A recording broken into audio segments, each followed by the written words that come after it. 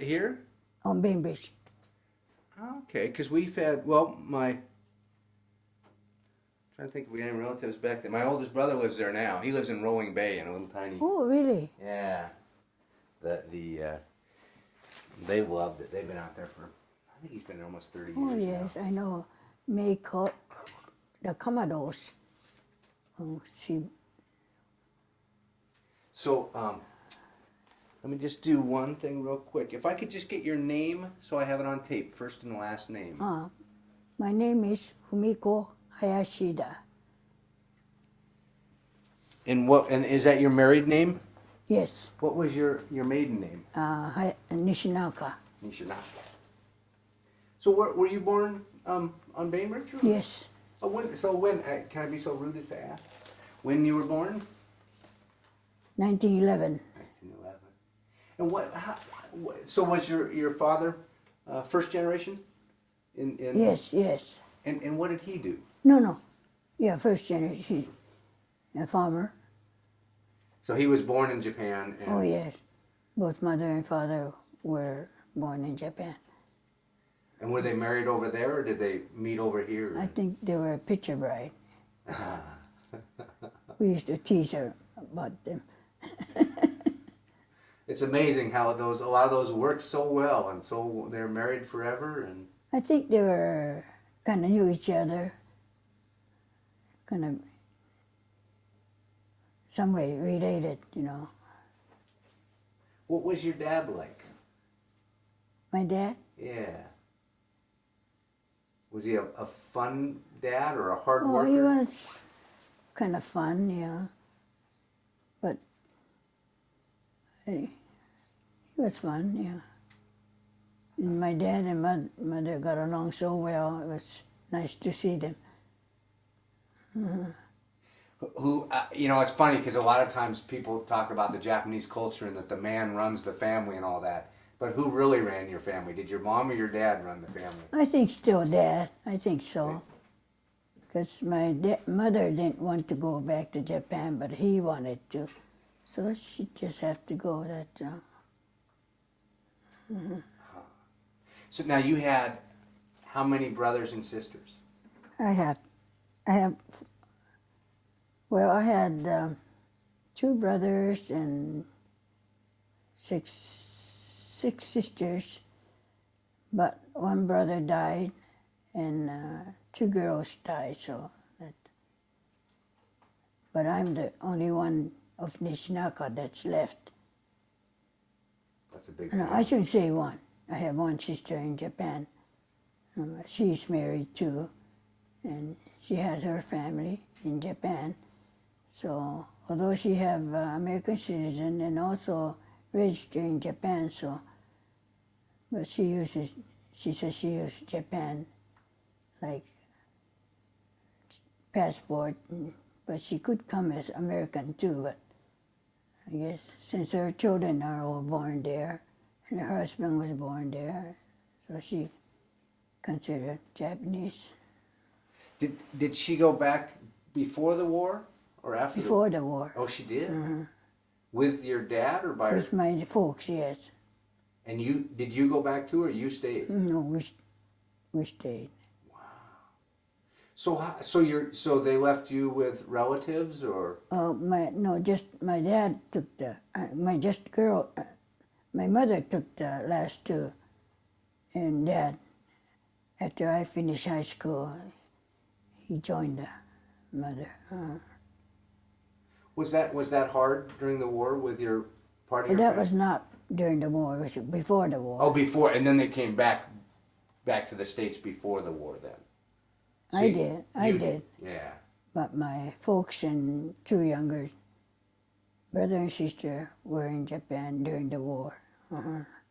So did you have contact with them? Could you write them? Not very much, but see, when my son Leonard was born, he was born in camp, and the American Red Cross had a telegram that you could send. I read that in the paper, so I tried and sent a telegram to my mother saying that the son was born. And surprisingly, the answer came back, congratulating me. So that's the only time I didn't write letters to them at all. So you don't know how worried they were about what was happening over here and vice versa. So when did you, so you lived on Bainbridge then and were taken from Bainbridge to the camp, is that correct? Yes, And you went to which? Manzanar. Manzanar. And what? So when you went, were you pregnant? Yes, I just found out. So I was scared and, oh well. It had to be scary enough just as an Well, individual going, but now here you are a mother-to-be. And two other little children. Of course, I was lucky I had my husband with me, but my sisters, there's two other sisters that lived on island, but their husband was taken because they were born in Japan. And so it was really hard for them, I think.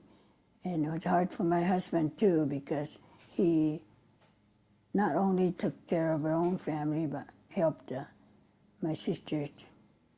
They had small, young children just like I did, you know. Yeah. So that's why we had lots of cousins. I had only three, but my oldest sister had, Frank's mother had four children, Frank and three others. And my another sister had, I think, five, yeah, I think. Boy, that's quite a clan, and then for your husband to kind of fill in, being the male.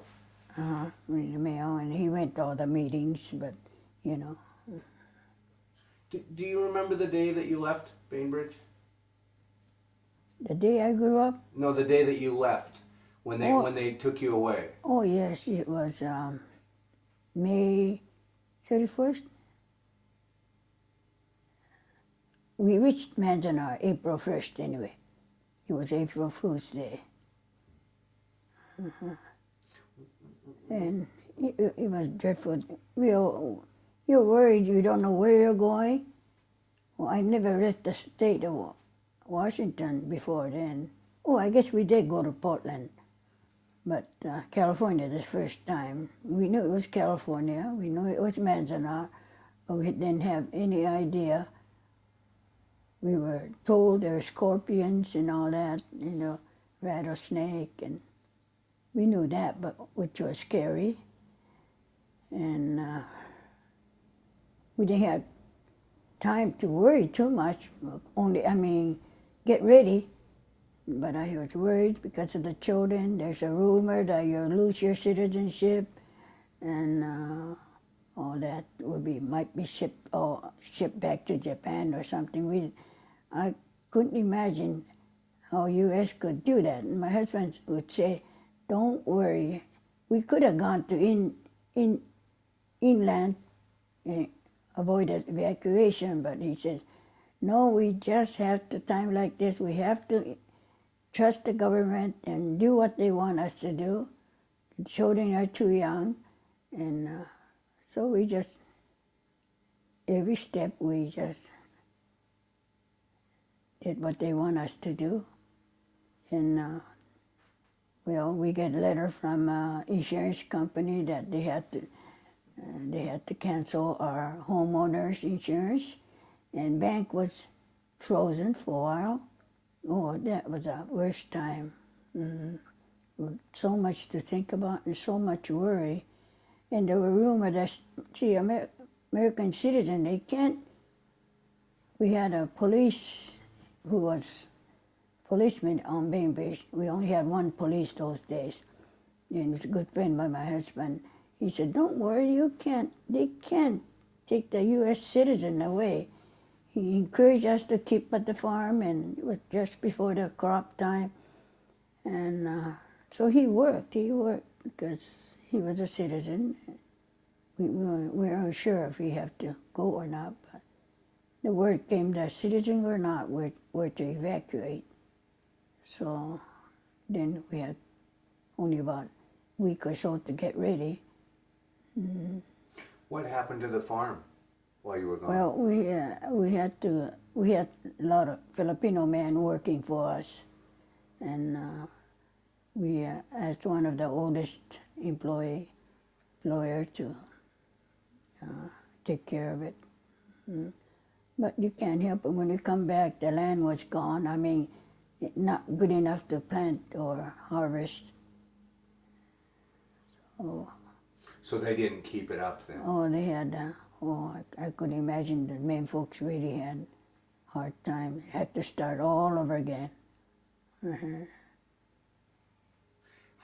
Who was it hardest on, do you think? Was it hardest on your generation or the kids that were coming back, or? No, I think our generation, well, kids were too young. They were too young. Like mine started first grade when I came back, and my sister and I walked to school to see the principal, and we didn't know how they'll be accepted. So, but he said, "No, don't worry, the children will be okay." So they went back to school. He was only first grade anyway. So no problem at all. Bainbridge was such a friendly, close-knit island at that time. And teachers, they were all... When I moved to Seattle and went to PTA meeting, Beacon Hill, I had noticed that there'd be PTA meeting one afternoon. This was afternoon. On Bainbridge, we always had it evening. So my husband and I both used to go. I don't drive. I never did. And when I went to Beacon Hill PTA afternoon meeting, I expected, since the school is bigger, be more parents. But I was so surprised. There's only about 5, 6 parents at the PTA meeting at those days. And I was kind of embarrassed. And of course, come to think of it now, once in Seattle, guess those days too, mothers must have worked. But like on the island, no mothers worked. So it was even before the war, a very tight community. Oh yes, before the war. How did it, do you remember hearing about Pearl Harbor? Yes, I remember that. It was on Sunday morning. My brother-in-law came running in the house and he says, "The war's on." We all said, "What war?" See, Sundays we usually have a special breakfast. This is Sunday morning, like waffle or pancake, or except toast, and we didn't even have the television. I mean, we didn't have television, radio on, and he came in and told us, so we turned on the radio, and sure enough, blasting about the war. But I was surprised. Why, you know? And with Japan too, we didn't even know what country the war was. But it just scared us to bits. Now what? Did you think it would have an effect on you personally? Oh, I knew that. I felt that. Did the community change? The way they treated you, or was it a close enough community? Oh, yes, they were close friends. Well, it didn't change us any, because they all... But like Mr. and Mrs. Smith, we left our good china and some linen, and my husband used to go hunting. That was his hobby, and all his guns and camera. They said, "No, come in, bring it down, we'll take care of it." So they were good enough to take care of it, and good china and all that. And after we came back, they just brought everything back to us. And my husband had a new shotgun that he bought. He gave that to Mr. Schmidt. And other than that, I think we all got everything back. How did they evacuate you from the island? How did they? Army truck And took you down to the docks, or what? took us down to the dock. Were they friendly or mean or what? No, it was all quiet. Nobody spoke out or anything. And school was closed for the day, and some students were out by the fence crying. It was touching. It had to be confusing not only for adults but for children. That here they were students and friends, and all of a sudden. Oh yes, it was hard for. Of course, none of our children was going to high school, or my sister's children were going grade school. But I think I was going through the papers that one of the students even wrote a poem when we left, and it was all published. Now, you had a son in camp, right? You had a little baby boy. Yes, little boy. Was that one of the first children born in camp? Not exact in our block, yeah. I don't think he was the first that was born in the camp, but within the block, I think he was the first. So how was that? Because you'd had children before. In camp, did they have doctors and things? They had doctors in tent. The building wasn't built yet. And cot hospital like was anyway, and we all had cots, but I don't know what they passed out when I went for the children, but for us, we were very fortunate. The Bainbridge boys got together and made a crib for him, and had a ribbon on there, and they just brought it to our barrack apartment. Oh, I was so happy with a blue ribbon on. So he had a little crib, handmade crib. To this day, I wish I brought it back, but I didn't, So everybody bonded together to help everybody out. Oh, yes. Yeah. So of course, we knew all the Japanese on the island before anyway, but the whole block was mostly Bainbridge Island. Because we were the first to go in, and when we transferred to Idaho, we were the last to go in there. So we went on the end barrack, and mostly Bainbridge Island people. So it was nice. But in California, they were all friendly too, Californians, but we weren't used to that climate. But we weren't used to the Idaho climate either. Oh, yeah. One extreme to the other. Oh, I know. Manzanar so hot, and Idaho was so cold. What was Manzanar like? Was it dusty or trees or? Dusty, and they had a sandstorm. Oh my goodness. But that's not every day, but we did.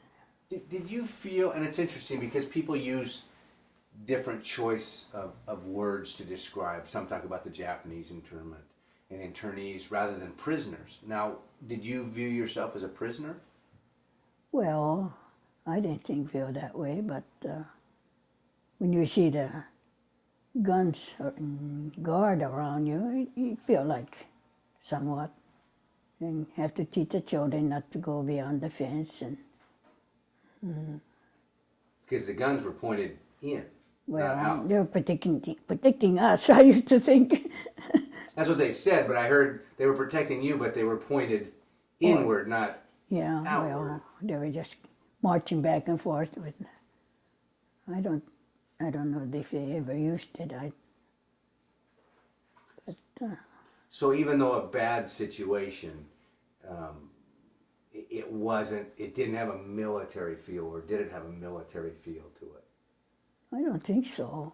You know, my children are small, and I was busy just, we stay within the block. But, you know, young people will roam around holes through the camp, but I wasn't able to do that. So I just know what's going on within your block, more or less. Of course, they had a little newspaper like within the camp, but So people within the camp wrote the newspaper. Is that how it? yeah. So was it like, so and so had a birthday today? Yeah, and something like that. Well, I don't know if it was every day or not. Maybe once a week. I don't know. Did they have jobs, or what did people do all day long? Well, yes, they encouraged to work in the camp, but doctor, or even you only get $17 a month pay, and I think doctors got a little more, which was maybe $20-something, $30. But of course you're fed, and everything's inconvenient because you have to go to laddering, laundry room, mess hall. At first they gave us a mess hall in that tin tray that folds, you know. Sometimes the whole thing would collapse, and everything's so hot, the tin cups. Oh, there's a lot of adjustment to do. Did you get traditional Japanese food? I mean, is that what people wanted? I or think did they... we did get rice, but others were all beans or fish just cooked in tomato sauce. That was most common. It wasn't like home cooking at all. And one with the children, like babies. See, every time you had to go to mess hall because there's no icebox to get the milk or anything, and permits. And finally they gave us, my son Leonard was grow up in SMA because milk is powder milk, I guess, with a vitamin in it or something like that. And that we had to mix with hot water. And they gave us a little, I still have that, hot plate to warm up the milk or water. So you could do that back in your block now. You didn't have to go to the mess hall. I never thought about the aspect of having a child and all the, like you said, inconvenience. Because you had diapers and feeding. Diapers, of course, they didn't have the washable or disposable diapers those days. I wonder myself too how we did. Did you have to go, because your block didn't have a bathroom or anything like that? You had to go. No. We had to go. The center was one laddering and bathroom. We had to go to public one with no compartment. It was hard to get adjusted. Because I assume with a child, you're up in the middle of the night. Oh yes, for child, my husband made a little potty with a ham can. You know that. We used that. We still had to empty it of an hour and more, and he used to do all my washing for me. Of course, I was expecting to, and even after the baby came, he did all the washing. And we had to be washed by hand in laundry room. And I guess he made a line and we hung it out. The sun is so strong that hot. I know we had a red coverall for kids. One of my, I think it was Leonard, someone gave it to us and washed it. Oh my goodness, it turned red and white. Yeah, everything. So I think everything dried fast because it's hot, but oh, a lot of washing. I'm still envisioning the potty seat with the ham can because I haven't thought about a ham can for years. I don't even know if they come in ham anymore, but with the key that, so it was shaped just perfectly like a little potty seat. Yeah, he made a potty. So he made a little seat for it. Ingenuity is amazing. What? Well, you have to make something work because it can't be running into with the kids, you know. Mm-hmm. Did they make your husband work during the day, or? Oh, he volunteered butcher. It's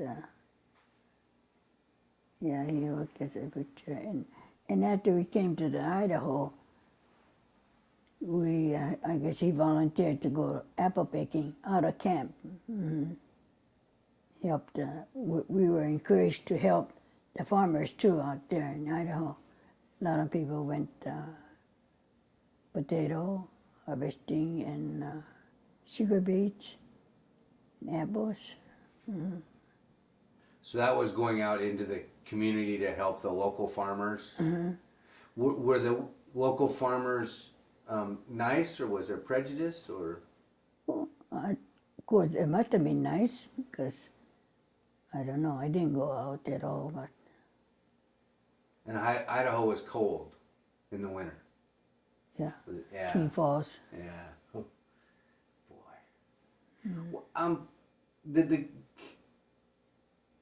what did you do for things like birthdays and Christmas, and could you do anything for that, or? Nothing. There were canteen, but you can't do much. No, we had little parties, but not specially.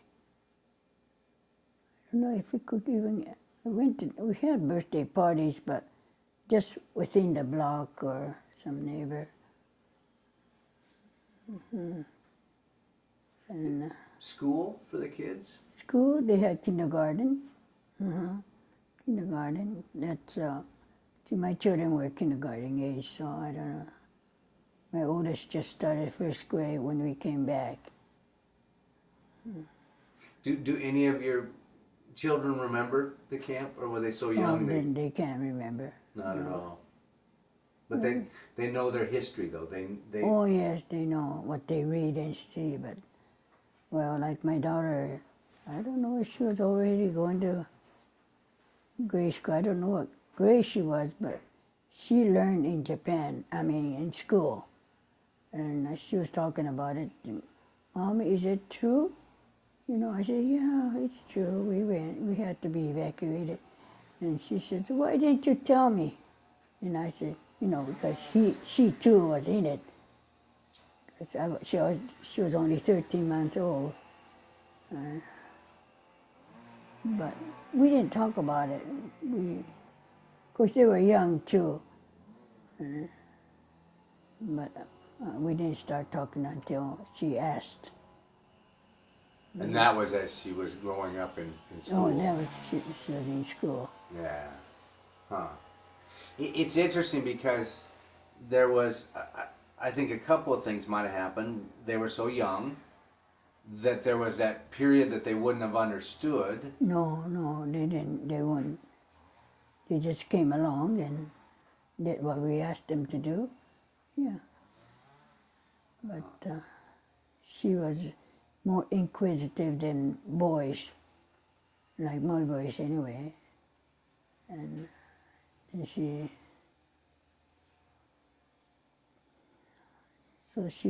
helped me with you know, she wasn't always invited when I go, but of course being in Texas she couldn't come all the time, but she did come to a couple of those state line, the traveling exhibit.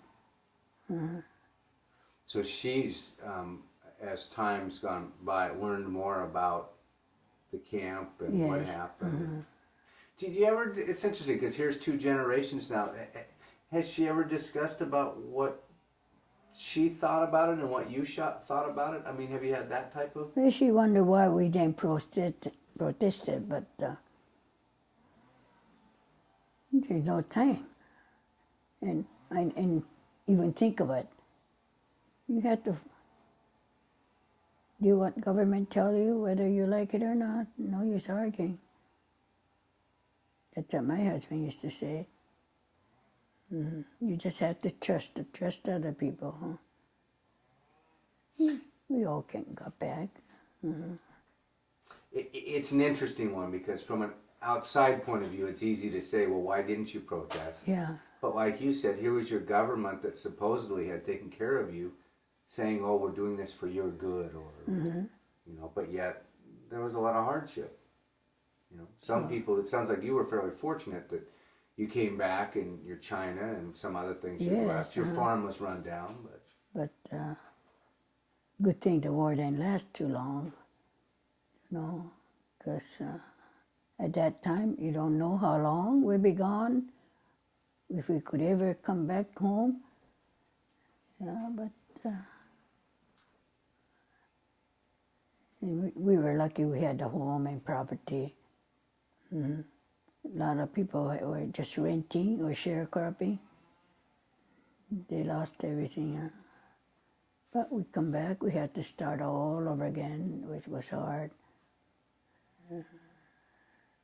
that's the amazing stories that you hear about the people that did come back, that did have to start. I mean, they'd worked so hard before Yes. and had a beautiful, whatever the business was. Just when we were just holding, she said, well, this crop, I think, will come ahead, so we'll buy you a bicycle, they promised, but it didn't work out. So they finally quit farming and did odd jobs, like he worked for little Bainbridge Island. They used to make fish lines, fish sink, and he worked there. And I know my mother-in-law went gardening, and yeah, they all did odd jobs.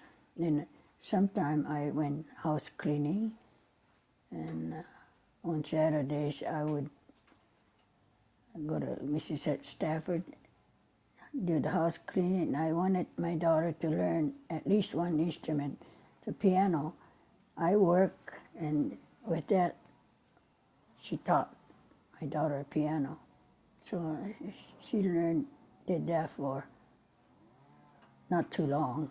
But when they started going to grade school, and then he commuted after we moved to Seattle, she also went to piano lesson. But I think she quit about sophomore. Yeah, too many other, and her friends are all quitting piano lessons, so she decided. But at least my folks always had piano. They promised one of us would learn, but never did. And I wanted to learn so badly too. I thought, well, my daughter could learn.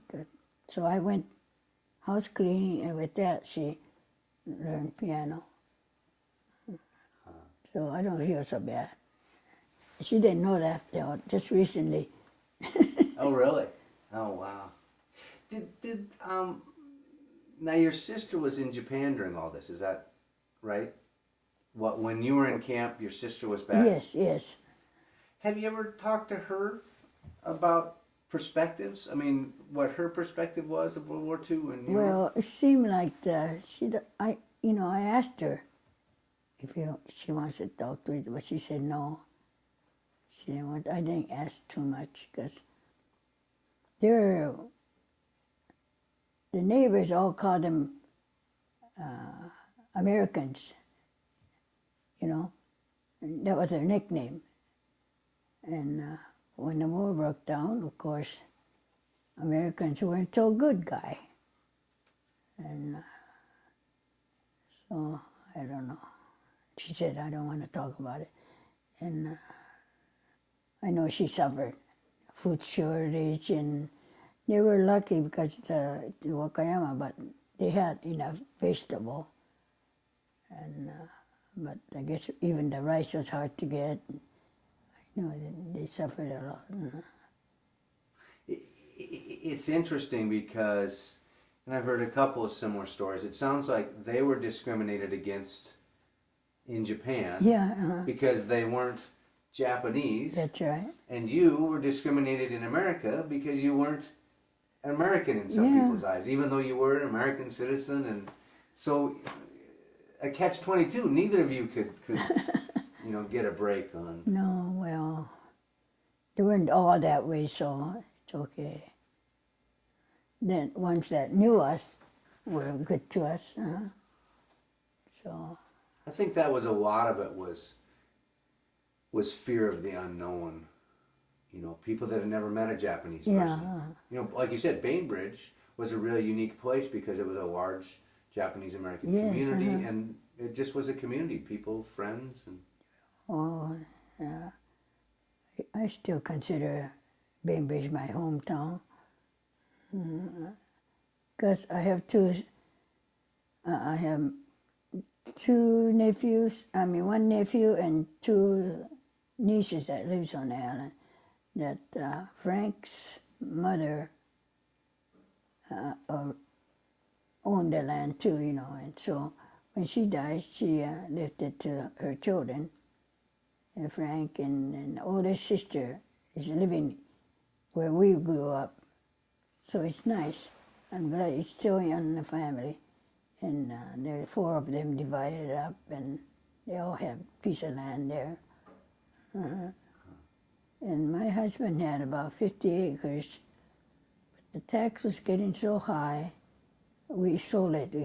We sold it, cutting it to one acre lot, and we saw all of it just a couple of years ago. The land is, I think, tax is so high, we just couldn't. It's hard to think of Bainbridge having been this rural, strawberry land and other farming land, where now it's, just houses and.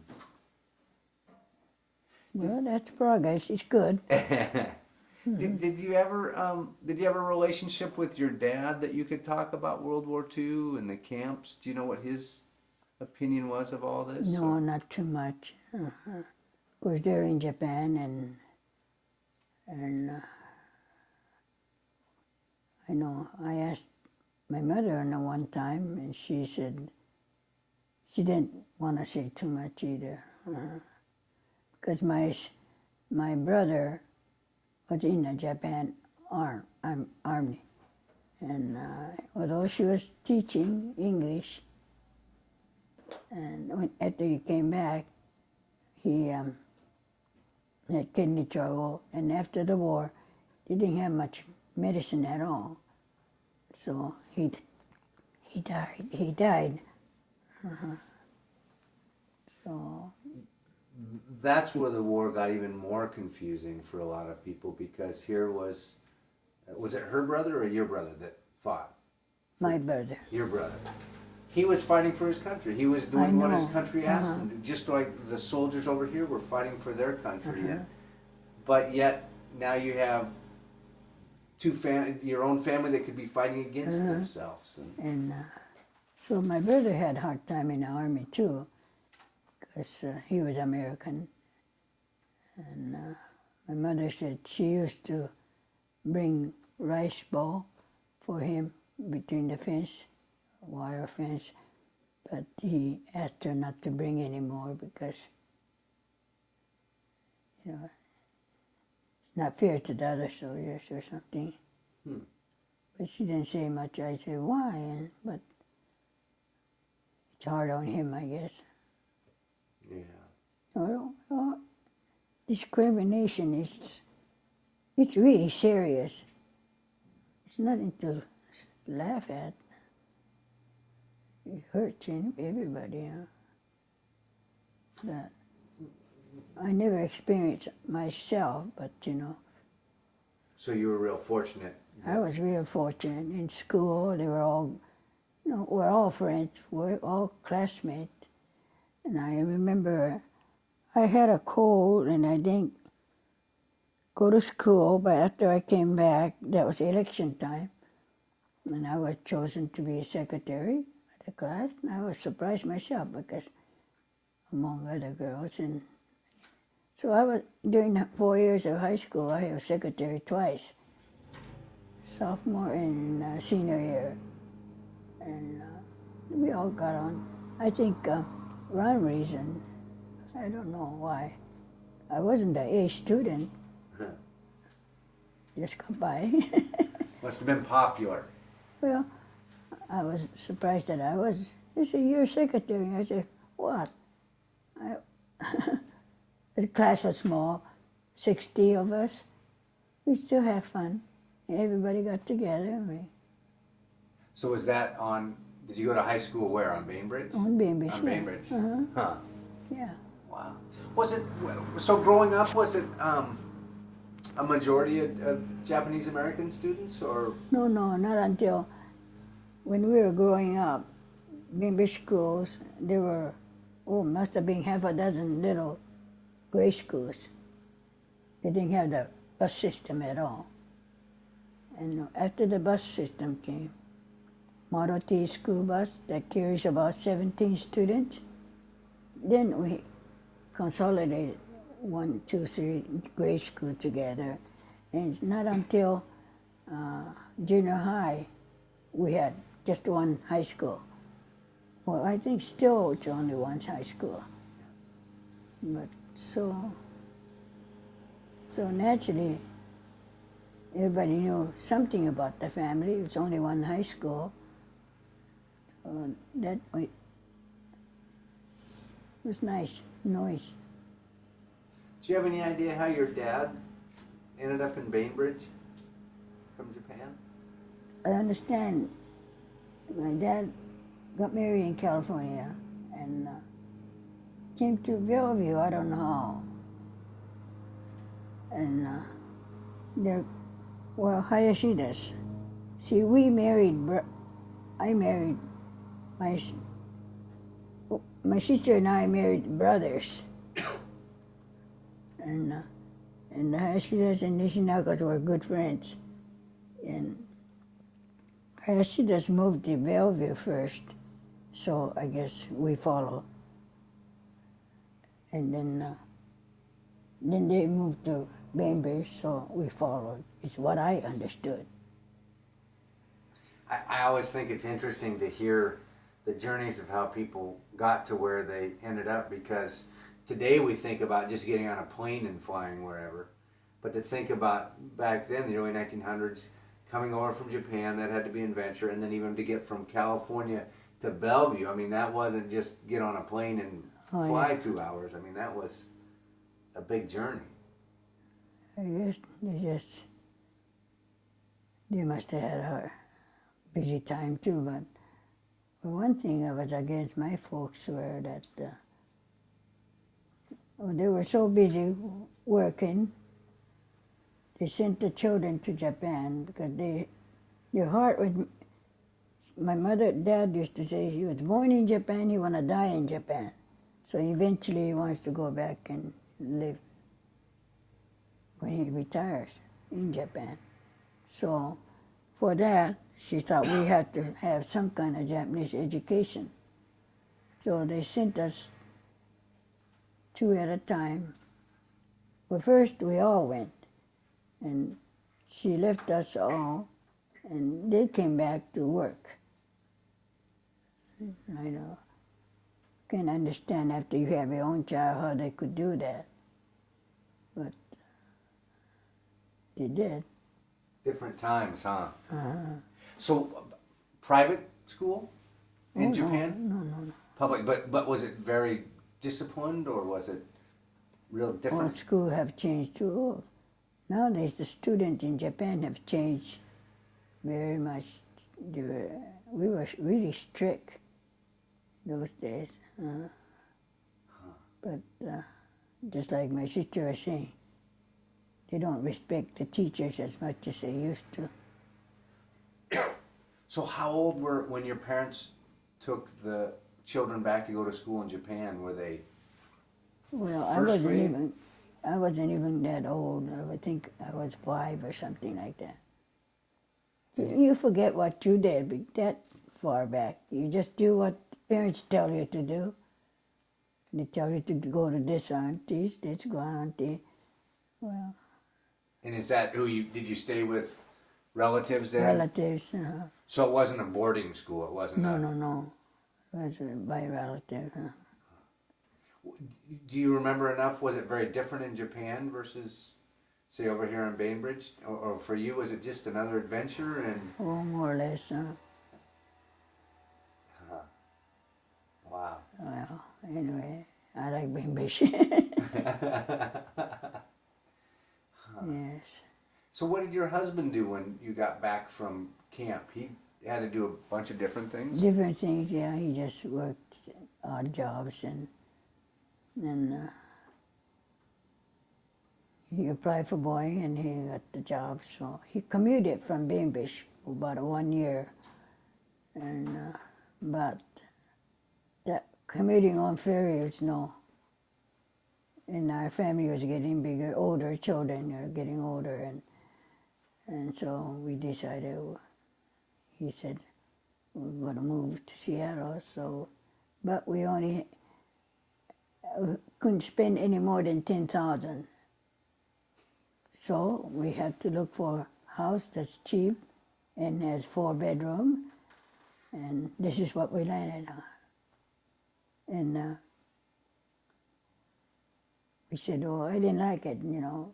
I liked the bright bedroom, room, because the house on the island was real bright, you know, big windows. And but kids had small bedrooms upstairs, and we had a little one. It's an old house. It was old when we bought it, but it was below 10,000. And he told me, brick home was my dream. And he knew that, but he says we could move. Well, we went to different homes, but they said either sold or, you know, that's their excuse. There's one good house near Lake Washington we wanted to buy, but of course it's more than 10,000 anyway. But no, we couldn't even. We could have, if I like it, we could have. And buy, but I was afraid. I said, we can't spend all the money because you never know when the Boeing's going to go on strike. So we made that limit 10,000, you know. 10,000. And we only paid 8,000 something this house. That's pretty amazing to think about today, isn't it? Oh, I know. You almost couldn't rent an It's a apartment. bargain, all right. He was close to school. They all went to Franklin High School. And of course I'm still here. But getting used to it. This is my home. This is my castle. It's a beautiful And I neighborhood. lost him about 13 years ago. He died. He had bone cancer. And but I'm still here and I'm hitting 90, but independent. I kind of enjoy it. Since I could still move, I don't know. I could eat what I want, when I want, go out when I want, sleep when I want. I'm real spoiling myself. Spoken like a true bachelorette. Yep, that's good. Wait, when was the first time you went back to Japan after the war? After the war, I went after I finished high school. But I stayed 1 year because they wanted me to stay there. But no, I said, I don't want to live out here in Japan. And my mother agreed. And she said, you got sisters in America, so you go. So I was glad to come back. And then my sisters were having one baby after another, so more or less I went to my one sister to another to help them.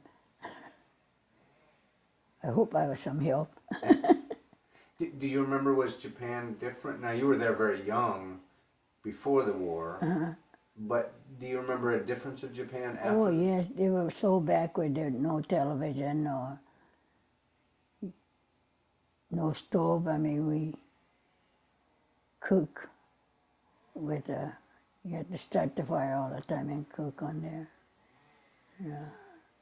But I guess my gardener's here Yeah, he's out. Somebody's out mowing your lawn. And mowing my lawn. so when you say backwards, was that because of the war still? They were still trying to yes. rebuild? And Well, that was way before the war. And you hardly see a car that time. The second time I went back, well, you start seeing the cars a little bit. My dad, they were living in an apartment at that time when I first visited. But second time they had house built.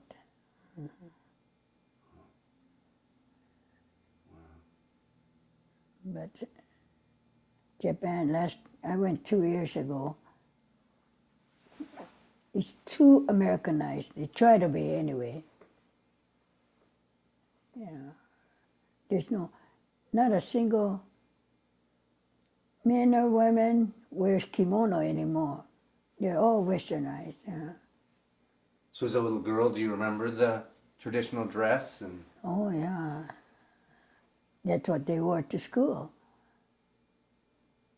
But not no more. I think this generation don't know that what. I don't think they wear kimono. They don't even own it. Everybody's. But that's okay. It's more comfortable. but it's sad to see some of the culture. Yeah, it's sad. Because the first time I went to Japan, it was raining and you could hear the clack, clack, clack of, geta and all that. But no way, no more. So is that what you wore to school as a little girl? Did you wear the? When a little girl, yeah. Sure, they didn't even have shoes those days. And the geta is they're like a thong. They're open. Yeah, open with heel. I imagine as a little girl, it must have been tough if you were dressed. Well, for girls and children, they had a flat. Oh, did they? Little Had clogs, yeah. I don't know. Yeah, I'm always sad because I love culture. I mean, I love the difference. Oh, yes, it should be more different, but But they work so hard to. Everybody works so hard to become the same, and hide. I mean, whether it be the Native Americans or whatever, that they've lost a lot of the culture that was what was wonderful. yeah. Yeah. Or Japan's so heavily populated, you could see all kinds of people, but roads are narrow, and I feel sorry for Japan. There's no way to go anyway. Do you think the camp had an effect on your husband in his overall life, or was he one of those? He sounds like he was a very positive, because he said, don't worry, government will take care of us. Was that kind of his attitude afterwards too? Yes, he never. See, I was really. He took care of everything, and I didn't know how much money we had, or he doesn't say much, and I don't ask anything. Oh, I did my business, taking care of the kids, but he was smarter than I was for sure. Yeah, he was real concerned. Yeah, he's the best husband you could have. Yeah. Sounds like you had a lot of wonderful times together. Oh, yes. We never argued. I mean, sometimes I try to get mad and not speak to him. But finally, when I start talking, well, he said, first thing he said, oh, so you decide to talk. Where were his parents? Were his parents over here, or did they go back? They were here, and they went back to Japan Before. before. Oh, so they didn't end up in the camps then? And I wouldn't be surprised if they did at that time. But because they lived in Hiroshima. Oh, really? Wow. Yeah. But they're okay. My niece and nephews from Hiroshima, visited us last year too, and so I don't know. That bomb didn't affect him at all. They live out in the outskirts. But I did go see the Peace Arch and all that.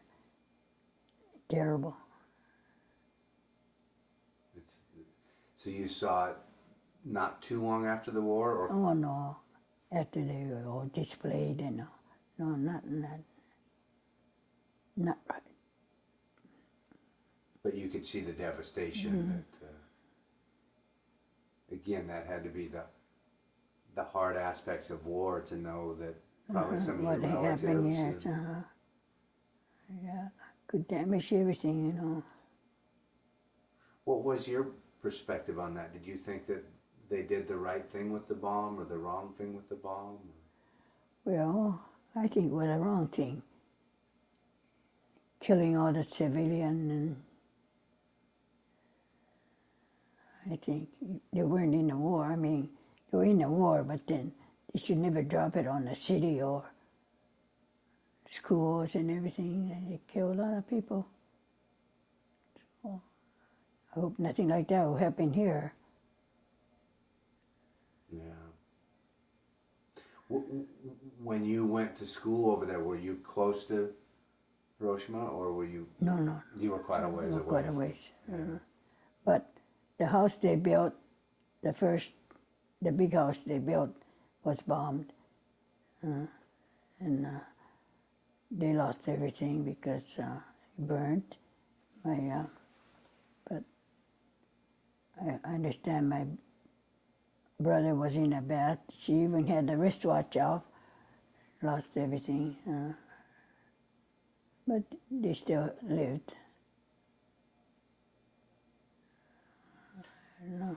That's the one thing about war. A lot of times in the history books, it becomes nameless and faceless. So people make judgments based on, not on people. They just read, facts and figures. Oh, yeah.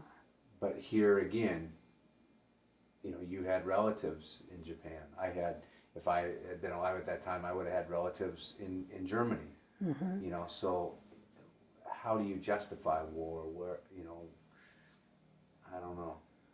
No, it's hard to tell. But you can't do anything. Do you think it could happen again? The like what happened on Bainbridge and other places where we developed camps. If we were to go to war with another country, do you think America would do it again? Put people in camp? I don't think so. No. Well, they didn't do that this time. Not a war yet, but I don't think so. What for? You take a chance anyway. Everybody's taking a chance with war. I hope there'll be no war.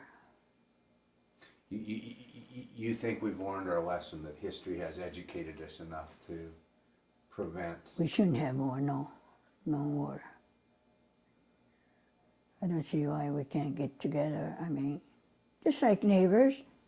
My goodness, you can't tell other country what to do, what not to do. I think we shouldn't be out there. But that's out beyond me. There must be reason. It's interesting because it does really come down to, as simple as you put it, it's neighbors. Yeah. The trouble is the war is getting too small. And I don't know. You tell them what to do and nobody wants to listen. That's when the fight begins. They think they're right, so what's the difference? Maybe they are. But we can't say. But you live in a nice neighborhood here, and there's probably people that you have different opinions with, but you still get along with all your neighbors. Oh, yes. You just into your own business, you're all right. This neighbor is a doctor. This neighbor, he's real. Now we're having that monorail, and all that. He said he's one of the big shot there, I guess. Oh, so I saw a sign sign. in his yard there. So He says, "Hey, Miko, can I put a sign in your yard?" I said, "Go ahead. You could put one or two or whatever." He says, "Oh, good. I might do that." So I know he has a sign there. But they're nice people. His wife is no children. His wife is teaching at Seattle Community, and he's with real. So he's with the transit. Yeah. Huh. So, and you know, they're dealing with their own business. They're working, and she's a doctor, so makes me feel good because I'm 90, and if I have a little trouble, I don't want to run it to the doctor, so I ask her, and she watches me. You look like you're pretty healthy. Well, I guess you call it healthy for a 90-year-old, Yeah. huh? I wouldn't Kinda have guessed slow. 90. I'm slow. I trip over my own leg. But as long as you know your speed, I hope. Well, I don't want to be. As long as I'm healthy, I'm glad to be old. Guess we're all the same, huh? Yeah. Can't tell the future, but take day at a time. I'm fortunate, yeah, I'm glad. All my nieces and nephews are great. They take care of me, and I get a call or drop in just to see how I am. They lost their parents, but they're real concerned for me, so I like them all. Yeah. Well, thank you very much. That Thank wasn't you. bad, was it? I didn't hurt you, did I? No, you didn't. Pastor remembers when that was taken. Oh. Do you remember when that picture was taken? I did not know when it was taken until it came out. Now, that's you and My daughter, that's your daughter. And how old was your daughter at that she was 13 months old. And do you know where that picture is at? It's the evacuation then, right near the dock. So that's coming off of Bainbridge. And the tags that are on, looks like Yeah, we all had the number, family number. And that's a tag, it says family number. so they tagged you up and Yeah, we all had tag, and your little child. So is that, looks like you have a stuffed animal maybe there with you. yes, we were allowed one toy for every child. So, of course, she was too young to choose her toys, but this teddy bear was the newest, so we bought it for her. Boy, that had to be hard to pack up and then B, because you can only take such a little amount. What do you take? What do you leave behind? What do you? We wore the best clothes we had, because we can't pack it. And my baggage was mostly diapers. We only allowed one suitcase. I wonder myself. And I was lucky that we had a cousin living in L.A. So we used to order through her after we went to the center. It's like a maternity nurse and like that. Then she's buy it and send it to us. Which is interesting. I got to switch tapes here. Just a second. Have to go to the camps? Oh, they eventually did, I'm sure, but different camp. But when you wrote them, because you said they helped you. Oh, we were the first to evacuate, very first. We reached in there in April. All the more we didn't know what the camp was like, but No. You're scared. I think that I feel look so serious because you're so worried. We don't know how long we're going to be there, when we're going to come back. We had such a, my husband liked hunting. We had dog. We had horses. You have to say goodbye to them too. No fun. How old are you there in that picture? 28, I think it was. 28. Somewhere around there. 30, 28. Yeah, it must have been, 29. Because my youngest that was born in camp just turned 60. Wow. My baby's 60. God. But still your baby. I said, oh, still my baby. Yeah. And when he was born, this Israeli man came and congratulated. He said, oh, it's a boy. And he said, oh, he'll be just right for next war. And I said, what the heck is saying, you know? But, you know what? He went to Vietnam War. Wow. He was going to university, he was drafted. Came home, wounded in the leg from your own men. It's being Oriental looking, I suppose they thought it was enemy. But then he was in Madigan Hospital for quite a while, and he's okay now. But it just changes character altogether. That's what makes me so mad. From before Vietnam. Yeah. And he would never see any war picture. And his friends know that too.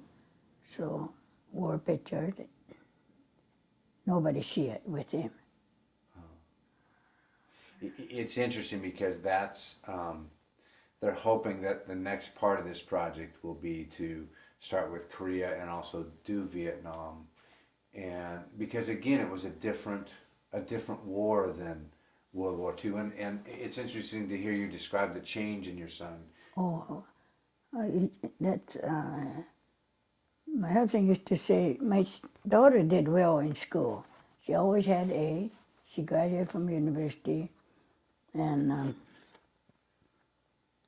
but he was a real sensitive child anyway. Real sensitive, quiet. People used to say, she and Leonard, you couldn't believe their sister and brother because they're just like black and white. She's real forwarding, outgoing girl all the time. And he was real quiet. And that was, and then after the war, after he came back, well, he doesn't even want to talk about it with me.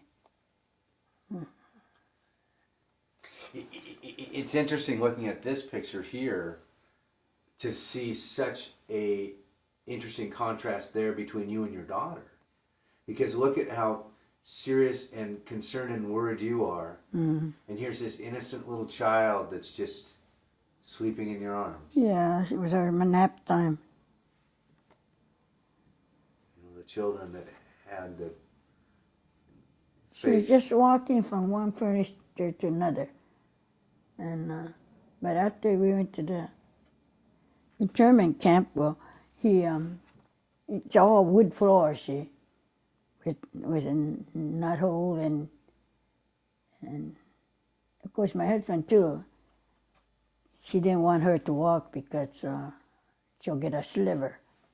She said, you know, and she won't want to walk because she's not rug, you know. She's scared. She'll just curl her legs, and my husband had to carry her all the way for a couple of months before she finally decided she better walk.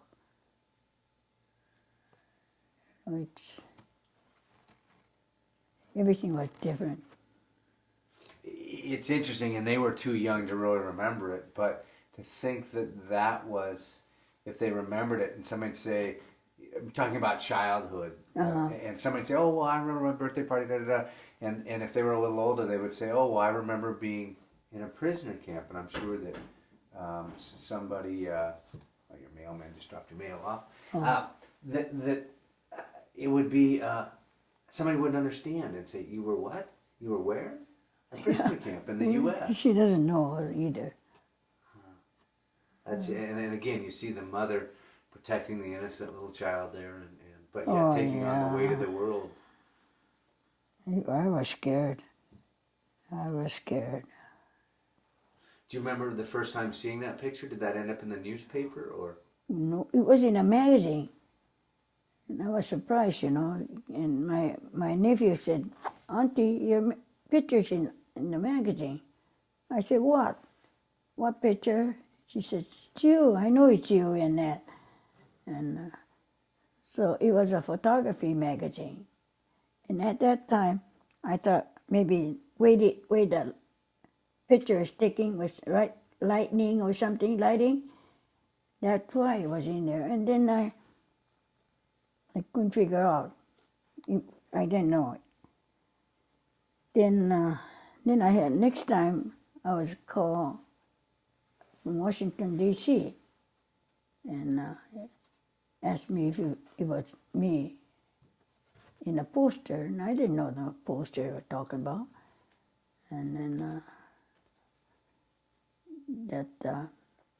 one of my cousin's distant relative, the girl worked at Washington D.C. government, and so she asked her mother. She thought it was me, and asked her mother, and her mother called me again. She says, "Well, I don't know what you're talking about, but I understand there was a picture in the magazine." And then first they thought it was my sister, but she knew right away it was me. So I said, "Well, I guess." And after I saw this picture, I said, "Yeah, it is me," but I didn't know. Then it came out in PI, and after that, the pictures started coming. But at first, they didn't know who it was. So when I identified myself, that's when they were excited that it was me. What was the poster that it? Well, there's all kinds of posters. So posters, I mean, more recent or back then? They also show this same one. You're famous. I mean, really.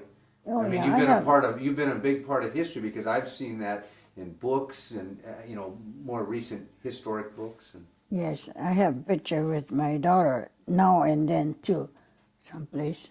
I have some that.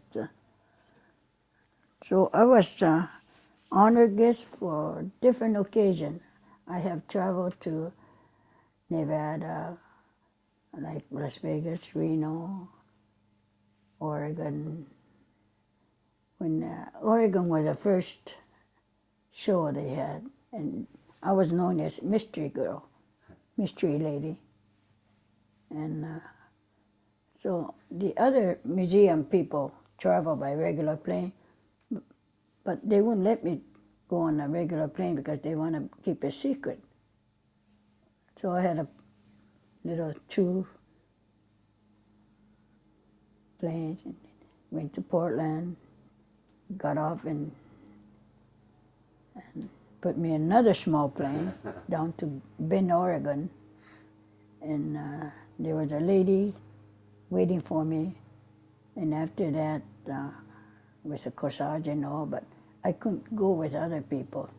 They kept me in separate car, and after I got to the auditorium, they put me behind the screen, and they introduced me, the Mystery Girl. Wow. And after that, the other museum had me as a guest. I have some papers that I had at different places I went. See, this is what I liked when I saw Frank speak. Is Frank, when he showed pictures, Some of them came from a magazine or a book, Oh, yeah. and originally it just said Japanese woman or Yeah, Japanese American woman and child. And Frank went through and said, that was my buddy so-and-so that I grew up with, and we used to go get pop together, and this is my auntie, and this is so-and-so, and put names with the people, which made it so much more real to what was going on and created a whole new empathy for what was there. So It's surprising to me, even Frank, he was only 3 or 4. And of course he studied and asked her mother, grandma, she's an older sister, and her mother too, I guess. That's how he learned. Because he too was young, same age as my son Neil. But he studied, I think. yeah, because he shows, I love the little pictures of him because he's easy to find because he had a little hood on a lot of times when he was going down to the boat. You Yeah. see that little face popping out there. That's amazing. I mean, again, you see these famous photos that have been a part of history used over and over again that people don't, they're just an icon. As I said, I've seen that picture many times. And now to know that was you that was there, and you were just at a place in history that... I was lucky. I didn't do anything. As you say, lucky in some ways, unlucky in other ways. I mean, in the fact of what was happening at that time. At that time, but it was a frightening time. Yeah. Anyway, came back, and then everything had changed, and we had to start all over again. This time with the children around him, so it was rough for my husband, I know. But he didn't complain. He never complained. Is this this area? Was this a Japanese community? Well, I wouldn't know a community or not but there were many Japanese on Beacon Hill. Of course, I lived on Bainbridge all the time. I don't know. So all my friends I made after I came through children or Wow. But Did your sister live in Okinawa during the war? Is that what you said? yeah, In Okinawa itself? Okinawa. Did she ever talk to you about what happened, about what it was like when the... Even Americans between invaded? us, we didn't talk too much. Of course, we knew daily thing. They were busy too with the children, and we all had. My sisters had, they're all about the same age. All the cousins are about the same age, so the kids got along, and we just until they start talking about the internment board. But by that time, my sister was ill, or I wish I could have asked them more questions. I think they know better. They were older, and my one sister lived in Seattle, so her situation was altogether different from us. She had a rough time too, and because her husband was a Japanese newspaper editor. So, of course, he was interned way before the family. And so with all my other brother-in-laws, they were all interned, but to Montana, internment camp there. And that was before we evacuated. So all my sister had a rough time. But I had my husband, so I left everything to him. And the ones that ended up in Montana earlier, they were the ones supposedly the government felt were more of a threat? Is that? Because they were born in Japan, I guess. I don't know. And then to be, I suppose, to be a newspaper editor, Oh, that they would yes, fear that he would be That's writing right. propaganda and yeah. Yeah, he was put into a real prison. Huh. She said, in that camp, we have people from South America and all the other country too. So, I don't know. It's hard to decide, I guess. Mostly because they were born in Japan, I think.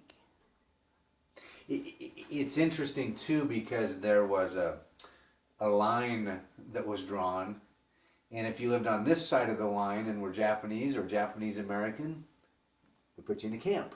That's and if you right. lived on this side of the line, then it was okay. So like in the Tri-City area, Richmond, Kennewick, and I can't remember which way, but if you lived in Kennewick, no worry. If you lived in worry. Richmond, you were put, I mean, 5 miles apart. That's right. Yeah, that time, some of the, I know a couple families from Bainbridge that moved to Moses Lake, so they didn't go to internment camp. And we were invited, you know, they said, you want to go with us? But my husband said, no, children are too young, and they want to stay with the government. We won't be, you don't go along if you stay at government. But there's rumors like, American or not, they want to ship you all back to Japan. So, ooh, that was kind of scary. That's the rumors had to be Yeah, it's a extremely rumor, scary. yeah. Because that's it, you didn't know what was going to Yeah. happen. And they don't give you a citizenship after you're born or something. So, I know somebody that I interviewed talked about their fear was that when they got to wherever, they were going to take them off the train and just shoot them. They were about 12 years old when they, you know, and oh yeah, they could say anything, I guess. huh. Well, I thought they're more or less protecting us too. You never know what would have happened to some if we did stay. That's the sad thing because we do have some stories of one woman who had just gotten out of the movie theater in Seattle and was walking up the hill and had never heard anything bad. She was, I think, maybe 10 years old, and somebody drove by, it was right after Pearl Harbor, and yelled, "You stupid Jap," and threw something at her. Oh, She didn't know, A, what it meant and what was going on. Here's a little No, 10-year-old no. girl. And so, especially teenagers. yeah. And that's the sad part, because there is, you know, there is that part of society that Oh, wasn't sure, nice. sure, in anything. Huh. Wow. Some must have bad experience with them or something, you know. Well, and it was, you know, I think there also was that fear of difference. Oh, Because, see, now I come from German ancestry. Well, my relatives wouldn't be picked out because, you know, if you saw a crowd, you'd look and say, oh, well, they're white. But being Japanese American, because it looked different, it was easy for them to say. But again, a lot of people just broad brushstroked it if they saw a Native American. They'd say, well, it must be Japanese. Well, Oh, because sure. of darker skin. And so, you know, it's just, Yeah. I think ignorance, fear of difference might have been some of the things that, and then rumors on the other side that get oh, sure. stirred up. It's bigger and bigger. My dad was a young boy in high school. He was down in Menlo, California, and when Pearl Harbor happened, they had a Japanese janitor, and they really liked the guy, but they were sure that he was a spy. Oh. After Pearl Harbor, you know. So these little high school kids Yeah. started Oh, my. yipping and yapping, and, you know, it's just, like you said, rumors become very dangerous. Okay, that's true. Yeah. Well, again, thank you very much. Well, thank you. It was I hope I was help. yeah, it was a pleasure because it's again finding lots of different aspects of stories and people's personal experiences of what they faced, and I mean, knowing about you and your daughter going in and I mean little things like her not wanting to walk and your husband worried about her Oh, getting yeah. splinters, and you know it did Oh, that's true. the diapers and I'm still thinking about the ham can. Maybe do Yeah, we made a little party there. See, now if you had that today, that would be an antique. Antica.